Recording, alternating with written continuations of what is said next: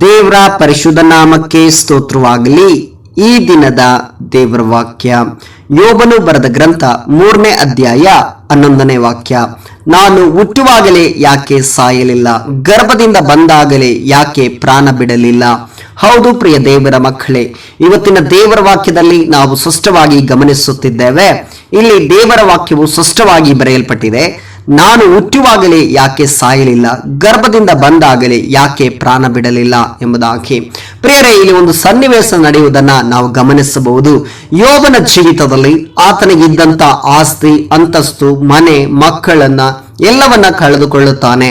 ಅದು ಮಾತ್ರವಲ್ಲದೆ ಆತನ ದೇಹದಲ್ಲಿ ಅನೇಕ ರೋಗಗಳ ನಿಮಿತ್ತವಾಗಿ ಆತನ ದೇಹವೆಲ್ಲ ಗಾಯಗೊಂಡಿದ್ದರೂ ಕೂಡ ಆ ಒಂದು ಸಮಯದಲ್ಲಿ ಆತನು ಮನಸ್ಸು ಮುರಿದವನಾಗಿ, ಮನಸ್ಸು ಒಡೆದವನಾಗಿ ಆತನು ದೇವರ ಹತ್ರ ಒಂದು ಪ್ರಶ್ನೆಯನ್ನು ಕೇಳ್ತಾ ಇದ್ದಾನೆ.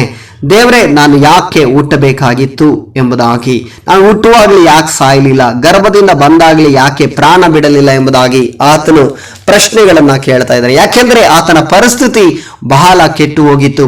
ಆತನು ಹುಟ್ಟೋದಕ್ಕಿಂತ ಸಾಯೋದೇ ಒಳ್ಳೆಯದು ಅಂತೇಳಿ ಅಂದುಕೊಳ್ತಾ ಇದ್ದನು. ಹಾಗೆ ಅದೇ ಯೋಬನ ಬರೆದ ಗ್ರಂಥದಲ್ಲಿ ನಾವು ನೋಡೋದಾದ್ರೆ 10ನೇ ಅಧ್ಯಾಯ 18ನೇ ವಾಕ್ಯದಲ್ಲಿ, ನನ್ನನ್ನು ಗರ್ಭದಿಂದ ಯಾಕೆ ಹೊರ ತೆಗೆದಿ, ಯಾರು ನನ್ನನ್ನು ನೋಡುವಾಗಲೇ ನಾನು ಪ್ರಾಣ ಬಿಡಬೇಕಾಗಿತ್ತು ಎಂಬುದಾಗಿ. ಪ್ರಿಯರೇ, ಆತನ ಹೇಳ್ತಾ ಇದ್ದಾನೆ, ನಾನು ಗರ್ಭದಿಂದ ಯಾಕಪ್ಪ ನೀನು ಹೊರಗಡೆ ತೆಗೆದೆ, ಎಲ್ಲರೂ ನೋಡೋದಕ್ಕಿಂತ ಮುಂಚೆ ನಾನು ಸಾಯ್ಬಹುದಾಗಿತ್ತಲ್ಲ, ಯಾಕಾದ್ರೂ ನನ್ನನ್ನು ಈ ಲೋಕದಲ್ಲಿ ಹುಟ್ಟಿಸಿದೆ ಅಂತೇಳಿ ಆತನು ಪ್ರಶ್ನೆಗಳನ್ನ ಕೇಳ್ತಾ ಹೋಗ್ತಾ ಇದ್ದಾನೆ. ಪ್ರಿಯ ದೇವರ ಮಕ್ಕಳೇ, ಯೋಬನ ಜೀವಿತದಲ್ಲಿ ನೋಡಿದ್ರೆ ಎಲ್ಲವನ್ನ ಕಳೆದುಕೊಂಡು ಆತನು ಮಾತನಾಡ್ತಾ ಇದ್ದಾನೆ. ಎಲ್ಲವನ್ನ ಆತನು ಕಳೆದುಕೊಂಡಿದ್ರ ನಿಮಿತ್ತವಾಗಿ ಆತನ ಜೀವಿತವೇ ಬೇಸರವಾಗಿ, ಆತನ ಜೀವಿತದಲ್ಲಿ ಬಹಳ ವೇದನೆಗಳ ನಿಮಿತ್ತವಾಗಿ ಆತನು ಮಾಡ್ತಾ ಇದ್ದಾನೆ. ಅದೇ ರೀತಿಯಲ್ಲಿ ನಮ್ಮ ಪರಿಸ್ಥಿತಿಗಳು ಇವತ್ತು ನೋಡೋದಾದ್ರೆ ಅನೇಕ ಪರಿಸ್ಥಿತಿಗಳು ನಾವು ಕೂಡ ಇವತ್ತು ಹಾದು ಹೋಗ್ತಾ ಇರಬಹುದು. ಅನೇಕ ಸಮಯ ನಾವು ಕೂಡ ಅಂದುಕೊಳ್ತಾ ಇರಬಹುದು, ದೇವರೇ, ನಾನು ಯಾಕಾದ್ರೂ ಬದುಕಿದ್ದೇನಪ್ಪ, ನಾನು ಯಾಕಾದ್ರೂ ನಾನು ಯಾಕಾದ್ರೂ ಈ ಲೋಕದಲ್ಲಿ ಇದ್ದೇನೆ, ತಂದೆ ತಾಯಿಗಳಿಗೆ ಭಾರವಾಗಿ, ಈ ಲೋಕಕ್ಕೆ ಭಾರವಾಗಿ, ಭೂಮಿಗೆ ಭಾರವಾಗಿ ನಾನು ಯಾಕೆ ಹುಟ್ಟಬೇಕಾಗಿತ್ತು ಎಂಬುದಾಗಿ ನಾವು ಕೂಡ ಅಂದುಕೊಳ್ಳುತ್ತಾ ಇರಬಹುದು.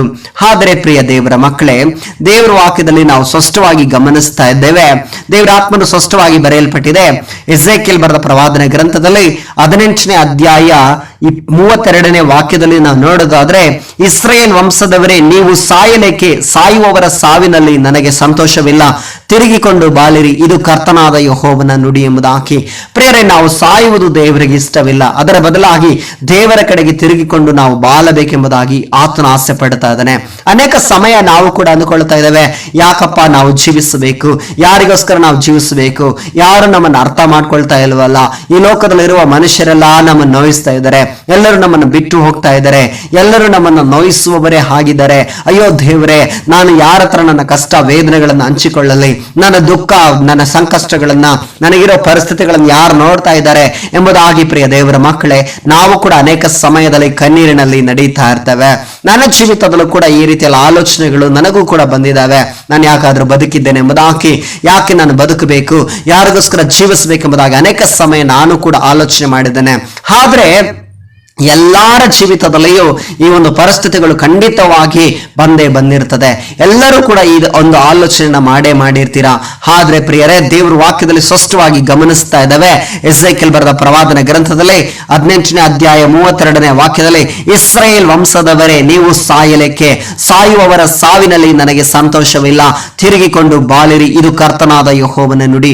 ಹೌದು ಪ್ರಿಯ ದೇವರ ಮಕ್ಕಳೇ, ಸಾಯುವವರ ಸಾವಿನಲ್ಲಿ ದೇವರಿಗೆ ಇಷ್ಟವಿಲ್ಲ. ಒಬ್ಬರು ಕೂಡ ಸಾಯಬಾರದಂತೆ ಆತನು ಈ ಲೋಕಕ್ಕೆ ಬಂದನು. ಆತನ ಪ್ರಾಣವನ್ನೇ ನನಗೋಸ್ಕರ ನಿನಗೋಸ್ಕರ ಕೊಚ್ಚನು. ಆತನು 3ನೇ ದಿನದಲ್ಲಿ ಮೃತ್ಯುಂಜಯನಾಗಿ ಎದ್ದನು. ಪ್ರಿಯರೇ, ಆದ್ದರಿಂದ ಪ್ರಿಯರೇ, ನಾವು ಬದುಕಬೇಕು, ಒಂದು ಸಾಧನೆ ಮಾಡಬೇಕು. ನಮ್ಮ ಮೇಲೆ ದೇವರು ಉದ್ದೇಶವನ್ನು ಇಟ್ಟಿದ್ದಾನೆ. ಆ ಉದ್ದೇಶವನ್ನ ನೆರವೇರಿಸಬೇಕೆಂಬುದಾಗಿ ದೇವರ ಆಸೆ ಇದೆ. ಆದ್ರಿಂದ ನೀವು ಸಾಯುವುದರ ಬಗ್ಗೆ ಆಲೋಚನೆ ಮಾಡಬೇಡ್ರಿ. ಯಾಕೆ ನಾನು ಬದುಕಬೇಕು ಅನ್ನೋದ್ರ ಬಗ್ಗೆ ಆಲೋಚನೆ ಮಾಡಬೇಡ್ರಿ. ನಾನು ದೇವರಿಗಾಗಿ ಬದುಕಬೇಕು, ದೇವರಿಗಾಗಿ ಜೀವಿಸಬೇಕು, ದೇವರಿಗಾಗಿ ನಾನು ನನ್ನ ಕಾರ್ಯವನ್ನ ಮಾಡಬೇಕು, ನಾನು ದೇವರಿಗಾಗಿ ಸೇವೆ ಮಾಡಬೇಕೆಂಬುದಾಗಿ ಆಲೋಚನೆ ಮಾಡಿಕೊಳ್ಳುತ್ತಾ ದೇವರ ಕಡೆಗೆ ನಿಮ್ಮ ಮನಸ್ಸನ್ನ ತಿರುಗಿಸಿಕೊಳ್ಳ್ರಿ. ಸಾಯುವವರ ಸಾವಿನಲ್ಲಿ ಯೆಹೋವನಿಗೆ ಅಂದ್ರೆ ದೇವರಿಗೆ ಇಷ್ಟವಿಲ್ಲ, ತಿರುಗಿಕೊಂಡು ಬಾಳುವುದೇ ಆತನಿಗೆ ಇಷ್ಟವಾಗಿದೆ. ನೀವು ಆಯಸ್ಕಾಲವು ನೀವು ಯಾಕೆ ಇದೆ ಎಂಬುದಾಗಿ ಆಲೋಚನೆ ಮಾಡಬೇಡ್ರಿ. ಇವತ್ತಿನ ದಿನ ದೇವರು ಕೊಟ್ಟದ್ದಕ್ಕಾಗಿ ದೇವರಿಗೆ ಸ್ತೋತ್ರ ಸಲ್ಲಿಸ್ರಿ. ಪ್ರಿಯ ದೇವರ ಮಕ್ಕಳೇ, ಈ ಒಂದು ದಿನದಲ್ಲಿ ಪ್ರಿಯರೇ, ಈ ಒಂದು ವಾಕ್ಯಗಳ ಮುಖಾಂತರ ನಿಮ್ಮನ್ನು ಸಂಧಿಸುವುದರಲ್ಲಿ ಬಹಳ ಸಂತೋಷವುಳ್ಳವನಾಗಿದ್ದೇನೆ. ದೇವರು ತಾನೇ ಈ ವಾಕ್ಯಗಳ ಮುಖಾಂತರ ನಿಮ್ಮೆಲ್ಲರನ್ನು ಕೂಡ ಆಶೀರ್ವಾದ ಮಾಡಲಿ. ಯೇಸುವಿನ ನಾಮದಲ್ಲಿ ಪ್ರಾರ್ಥಿಸೋಣ. ಸರ್ವಶಕ್ತನು ಮಹಾಪರಿಶುದ್ಧನ ತಂದೆಯಾದ ದೇವರೇ, ಯೇಸು ಕ್ರಿಸ್ತನ ನಾಮದಲ್ಲಿ ಸ್ವಾಮಿ, ಈ ದಿನದಲ್ಲಿ ನಿನಗೆ ಸ್ತೋತ್ರ ಸಲ್ಲಿಸ್ತೇವೆ ಅಪ್ಪ. ಈ ದಿನದಲ್ಲಿ ಸ್ವಾಮಿ, ಹೌದು ದೇವರೇ, ಅನೇಕರು ಸ್ವಾಮಿ ನಮ್ಮ ಜೀವಿತದಲ್ಲಿ ನಾವು ಯಾಕೆ ಬದುಕಬೇಕು, ನಾವು ಯಾಕೆ ಜೀವಿಸಬೇಕು ಎಂಬುದಾಗಿ ಆಲೋಚನೆ ಮಾಡ್ತಾ ಇದ್ದೇವೆ. ಯೋಬನು ಕೇಳಿದಂತಹ ಪ್ರಶ್ನೆಗಳು ದೇವರೇ, ನಾವು ನಮ್ಮ ಜೀವಿತದಲ್ಲಿ ಕೇಳ್ತಾ ಇದ್ದೇವೆ. ಏನೇನು ಪ್ರಾರ್ಥನೆ ಮಾಡದಂತೆ ನಾವು ಕೂಡ ಪ್ರಾರ್ಥಿಸ್ತಾ ಇದ್ದೇವೆ. ದೇವರೇ, ನನ್ನ ಪ್ರಾಣ ತೆಗೆದು ಬಿಡು ಎಂಬುದಾಗಿ ನಾವು ಕೂಡ ಪ್ರಾರ್ಥಿಸ್ತಾ ಇದ್ದೇವೆ. ಆದರೆ ಸ್ವಾಮಿ, ನಿನ್ನ ವಾಕ್ಯದಲ್ಲಿ ಸ್ವಾಮಿ ದೇವರೇ, ನೀವು ಸಾಯುವವರ ಸಾವಿನಲ್ಲಿ ನನಗೆ ಸಂತೋಷವಿಲ್ಲ ಎಂಬುದಾಗಿ ಕರ್ತನೆ ನೀನು ಮಾತನಾಡಿ ನಮ್ಮನ್ನು ಎಚ್ಚರ ಪಡಿಸಿದ್ದಕ್ಕಾಗಿ ನಿಮಗೆ ಸ್ತೋತ್ರ ಸಲ್ಲಿಸ್ತೇನೆ. ತಿರುಗಿಕೊಂಡು ಬಾಳಿರಿ, ಇದು ಕರ್ತನಾದ ಯೆಹೋವನ ನುಡಿ ಎಂಬ ವಾಕ್ಯದ ಪ್ರಕಾರಪ್ಪ ನಮ್ಮೊಟ್ಟಿಗೆ ಮಾತನಾಡಿ ನಮ್ಮನ್ನು ಎಚ್ಚರ ಪಡಿಸಿದ್ದಕ್ಕಾಗಿ ನಿಮಗೆ ಸ್ತೋತ್ರ ಮಹಿಮೆಯನ್ನು ಸಲ್ಲಿಸುತ್ತಾ, ಈ ವಾಕ್ಯಗಳ ಮುಖಾಂತರ ನಮ್ಮನ್ನು ಸಂಧಿಸಿದ್ದಕ್ಕಾಗಿ, ಈ ವಾಕ್ಯಗಳ ಮುಖಾಂತರ ನಮ್ಮನ್ನು ಎಚ್ಚರ ಪಡಿಸಿದ್ದಕ್ಕಾಗಿ, ಉತ್ತೇಜನ ಪಡಿಸಿದ್ದಕ್ಕಾಗಿ ನಿಮಗೆ ಸ್ತೋತ್ರ ಮಹಿಮೆಯನ್ನು ಸಲ್ಲಿಸುತ್ತಾ, ಯೇಸು ಕ್ರಿಸ್ತನ ಅಧಿಕಾರವುಳ್ಳ ನಾಮದಲ್ಲಿ ಪ್ರಾರ್ಥಿಸ್ತೇವೆ ತಂದೆಯಾದ ದೇವರೇ. Amen, amen, amen. ದೇವರು ನಿಮ್ಮನ್ನು ಆಶೀರ್ವದಿಸಲಿ.